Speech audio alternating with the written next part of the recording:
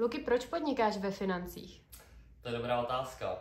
Vlastně celý svůj dosavadní život jsem se pohyboval v prostředí lidí, kteří nebyli zrovna finančně gramotní. Díky tomu jsem si řekl, že budu zodpovědnější a začal jsem se o své peníze zajímat. Nejdřív jsem si myslel, že se o ně dokážu postarat sám, ale asi tušíte, jak to dopadlo. Jak já říkám, bylo to velmi drahá zkušenost. Proto jsem si řekl, že vyhledám finančního poradce. Bohužel jsem narazil na člověka, který dělá, jak moc tomu rozumí. Nechal mi ne úplně funkční životní pojištění. Nastavil mi investice s předplatnými stupňovými poplatkama na 40 let dopředu a ještě k tomu mi vybral neefektivní nástroje.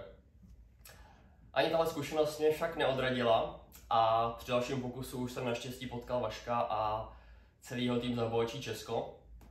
Služba v jeho podání mi dávala obrovský smysl a proto jsem si řekl, že ji budu šířit dál.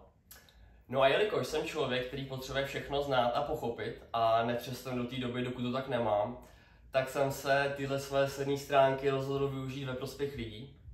A to tím způsobem, že měním pohled na peníze, aby za prvé nepotkalo to, co mě, a za druhé, aby věděli, jak s penězi efektivně pracovat tak, aby jich měli více.